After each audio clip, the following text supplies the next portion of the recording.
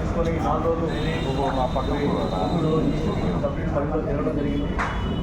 నేను జరుగుతుందంటే దీని గురించి ఈ గుంటూరు మా సబ్సిడీ పరిధిలో గంజాయి కొంచెం చాలామంది అమ్ముతున్నారని, దాని ద్వారా యూత్ చాలామంది చనిపోతున్నారని తెలిసింది. దీని మీద ఇంప్రూవ్మెంట్ పెట్టాము. ఏమని చెప్తున్నాం, గంజాయి అమ్మే వాళ్ళకి చెప్తున్నాము, తాగే వాళ్ళు కానీ పక్కన కూడా చెప్తాము. దాని మన గాంధీ విస్కిరి కంటే ఈ గంజాయి చాలా ప్రమాదకరమైనది. వాళ్ళు తాగిన తర్వాత మత్తులో మంటలు చేయొచ్చు, వాళ్ళు కూడా ఆత్మహత్య చేసుకోవచ్చు.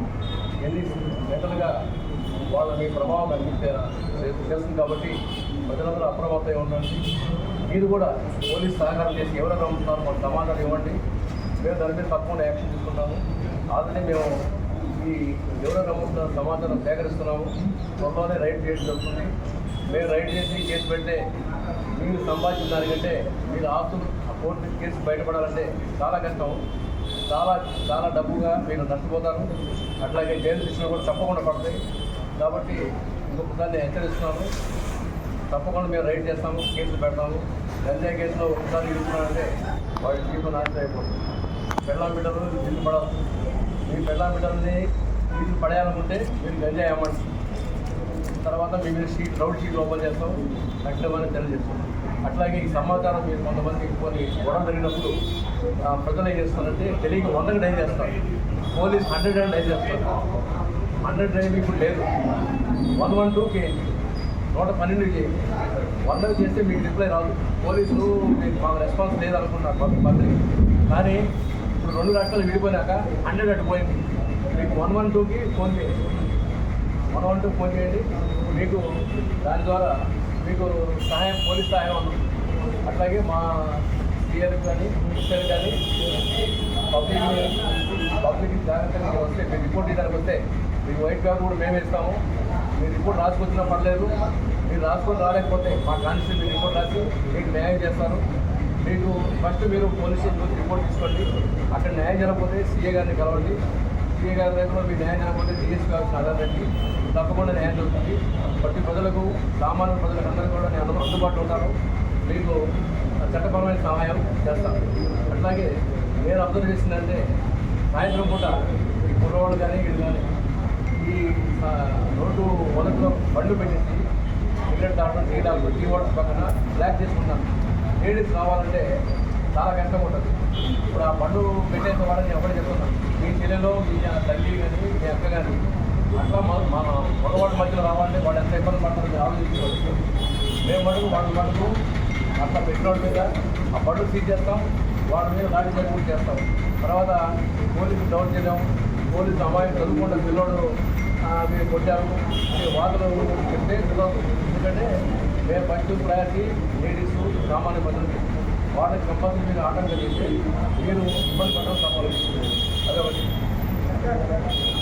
వెహికల్స్ పార్కింగ్ ఎందుకు చెప్పాను, షాప్స్ 11 క్లోజ్ చేయాలా. రాత్రి పూట దొంగతనం జరుగుతుంది. అలాంటి పేపర్ కూడా న్యూస్ పేపర్ కూడా వచ్చింది. ప్రజలు మనకి 11 గంటల తర్వాత తిరిగితే మటుకు మేము కష్టం తీసుకుంటాము. వాళ్ళు విచారించి రాత్రి నైట్ విచారించి వాళ్ళ నేరం కానీ ఏదైనా ప్రూవ్ అయితే ఉదయాన్ని మేము వచ్చి పెడతాము. లేదు పక్షంలో వాళ్ళ ప్రూవ్ వాడికి నేరం చేసినట్టు ప్రూవ్ అయితే కేసు పెడతాయి, జైలు పంపుతాం. కాబట్టి రాత్రి 11 తర్వాత అనవసరంగా ఎమర్జెన్సీ సర్వీసుని మినహాయిస్తాం. హాస్పిటల్స్ కానీ బస్ స్టాండ్ పోయేవాళ్ళని కానీ వాళ్ళని చూసి వదిలేస్తాము. కాబట్టి మీరు రాత్రి కూడా అనవసరంగా రోడ్డు మీద తిరగద్దు. అలాగే రౌడీ గుంటూరు టౌన్లో రౌడీ మీద ఆల్రెడీ కేసు పెట్టడం ఉన్నాయి. వాళ్ళకి ఆల్రెడీ హెచ్చరించడం జరిగింది. వాళ్ళకి సత్ప్రవర్తన కానీ చేసుకొని ప్రవర్తన జాగ్రత్తగా ఉంటే సీట్లు ఎత్తివేయడం జరుగుతుంది. అట్లాగే నెక్స్ట్ కేసు కానీ వాళ్ళు అట్లాగే వాళ్ళ ప్రవర్తన మారుకోకపోతే కఠినమైన వాళ్ళ మీద వ్యవహరించడం జరుగుతుంది. రౌడీ ఆల్రెడీ వాళ్ళ కుటుంబాలు కలిసి కౌన్సిలింగ్ కూడా 20 ఎస్పీ గారి ఆధ్వర్యంలో నిర్వహిస్తున్నాం. కాబట్టి రౌడీ చేతులు కూడా ఏముంది పోలీసులు ఏం చేస్తారు, ఎన్ని చూసామని అనుకుంటే కుదరదు. కఠినంగా వ్యవహరిస్తాము. అది వ్యవహరిస్తాం ఎట్లా అనేది వాళ్ళ ప్రవర్తన బట్టి ఆధారపడుతుంది. కాబట్టి జాగ్రత్తగా ఉండండి. అనవసరంగా ఏముంది అనుకుంటే మటుకు చాలా ఇబ్బంది పడతారు.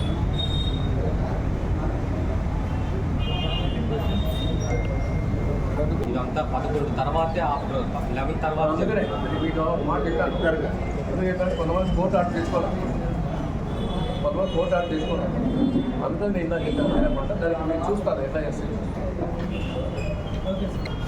ప్రతి కేసు గురించి కూడా మీరు దాంట్లో పెట్టేస్తారు అంటే కొన్ని ఫ్రెండ్స్ కొంతమంది మిస్ అవుతారు మీ ప్రెస్ గ్రూప్ క్రియేట్ చేసి పెడతారు గ్రూప్ ఒకటి ఉంటే ఆ గ్రూప్లో పెట్టేస్తారు మీరు నోట్ చేస్తారు అంటే ఈజీగా ఉంటుంది మనం మీరు ఫోన్ చేసి చేయకుండా కేసు రిజిస్టర్ చేయగానే కేసు ఫ్యాక్ట్స్ దాంట్లో పెట్టేస్తాం అంటే ఒకరు చెప్పి ఒకరు చెప్తారు వాళ్ళు ఫోన్ చేస్తారు ఒకరు పడతారు మీ ప్రాబ్లమ్స్ కూడా నాకు తెలుసు నేను గుంటూరు జిల్లా చేశాను పట్టాపురం ఎస్ఐ చేశాను జిల్లా మొత్తం చేశాను ఎస్ఐగా సిఏగా ఇప్పుడు డిఎస్పీ అయినాక బయటకు వెళ్తాను రాష్ట్రం కాపు బయటకు చేస్తాను అది మీకు కూడా నేను సహకరిస్తాను మీరు నాకు సహకరిస్తాను నా గురించి కూడా మీకు తెలుసు కాబట్టి అది తెలుసని అనుకుంటున్నాను కొంతమంది కొత్త ఉన్నారు